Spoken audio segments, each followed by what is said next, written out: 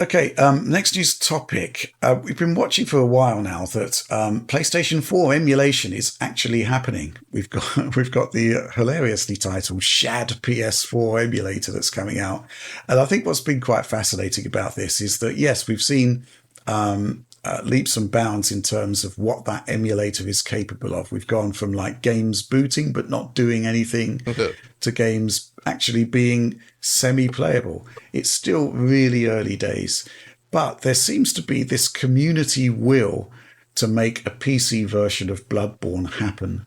And the only way that this is seemingly possible is to is to basically use Shad PS4 to emulate the game, get it running. But then modders are basically coming in to fix stuff that the emulation doesn't support yet. And so we're seeing a procession on Twitter of really interesting videos of how modders are actually improving Bloodborne on PC before it's actually fully playable on the emulator. We're seeing things like higher resolution texture packs. We're seeing things like dynamic shadows being added. This. I'm not sure I've ever seen anything like it.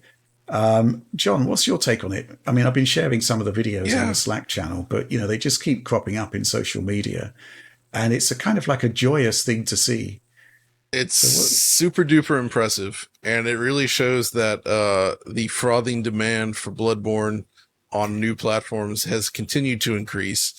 There are a lot of people pouring a lot of effort into getting it there, and it's first of all, it's amazing to see image quality and features implemented here that kind of exceed what the original game was doing, because it's kind of something that I think fans have been wanting for a long time. And obviously the original game is famously limited to just running in base PS4 mode. It's 1080p, it's 30-ish frames per second, and that's it. And this was before any sort of modern image quality treatment, no TA or anything like that, so the image quality is quite poor. And yeah, here it's starting, like, it really is starting to look more like a native PC game at this point than like an emulated game. Yeah. And I guess that's kind of what they're doing here, right? Because when it was first running on, I want to say Chad PS4, it just seems more natural. It was just missing stuff. A lot of the effects just weren't working, and as a result, it looked pretty broken. But now I see it, I'm like, man, I could totally play this. I understand that it's actually really unstable, and the footage that we're seeing is very, very cherry picked. But even so, still, it's kind of like it's people are willing this thing into existence, and I kind of think that with the progress we're seeing so far, I mean, it is going to ultimately rely on the emulation improving. To get the base experience working properly. But, to see this actually happening, I actually had a quick word the other day with Lance McDonald, who did the 60 FPS mod for Bloodborne, which basically involved, if memory serves, John, it involved taking work that was made for the Dark Souls 3 PS4 Pro patch and like retrofitting it to Bloodborne to allow for higher frame rates. Yeah, something like that.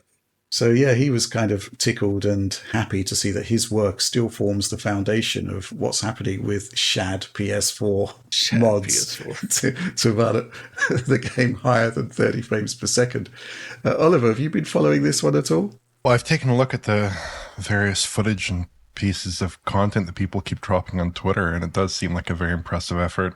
At the moment, though, like you said, there is a certain level of just getting those basic visual features online, and performance not amazing, from what I can tell, and it does seem unstable. But emulating a PS4 game, it's very tough.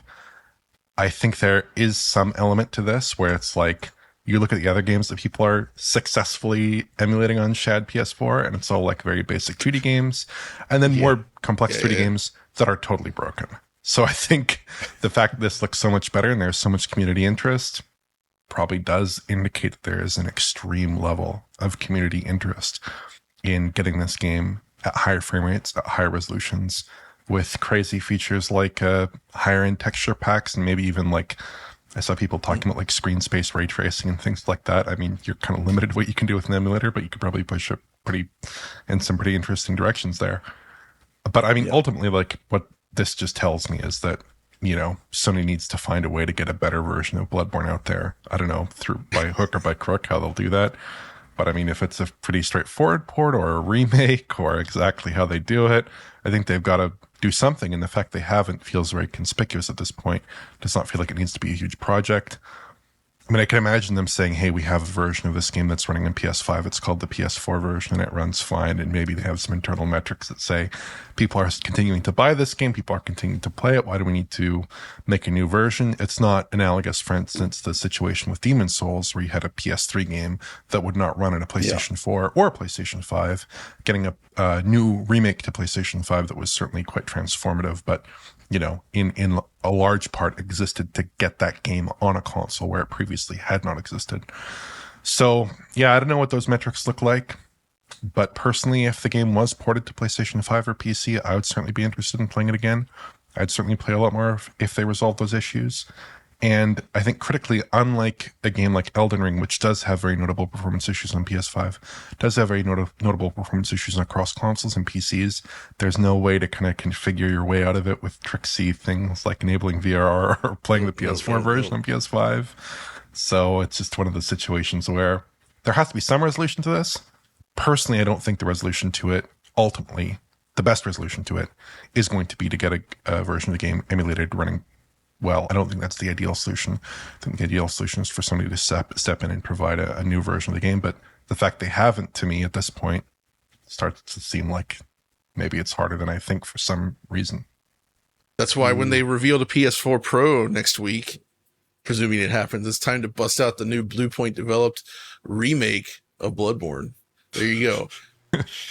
Do you think that's happening? No, I have no idea. But I feel like that would be a pretty cool thing to happen, and it feels like something that would get a ton of attention especially if they revealed that while revealing the PS5 Pro. Can you imagine the attention they would get from that? I feel like that would do huge for them. Mm-hmm. Yeah. I mean, you're talking about Elden Ring there, Oliver. I mean, I think Elden Ring will be fixed by PS5 Pro. It runs with unlocked frame rates. Time to replay it. It's GPU limited. I mean, we should just it should be good. It's GPU limited, I'm pretty sure. Yeah. So I think that's going to be probably the first order of business for maybe Tom to take a look at that when we get our hands with on Pro hardware. Yeah, I can finally get a physical disc version of that game. Cool. Absolutely. Okay. I'm really intrigued by this whole ShadPS4 project. I'm going to try and get in contact with the developers of it to get some idea of where things are heading with it. What I will say is that if you go through onto the Discord, I mean, you've kind of got this reality on Twitter of these amazing Bloodborne videos that are dropping seemingly on a sort of daily basis. But then you go to the Discord and there's a Bloodborne channel there, and it's just a lot of people having trouble even getting basic visuals up and running on it. Oh. So, there's this kind of like there's two alternate realities playing out in front of us here.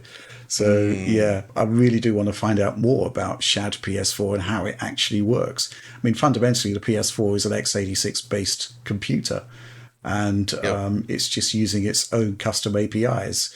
So I'm wondering whether, to what extent that is the case, whether it's more tricky than we're imagining, whether performance will actually be quite good at the end of the day, because ultimately what you could be looking at is just like a Proton-style translation layer, perhaps. Maybe that's oversimplifying things, but I'd love to learn more.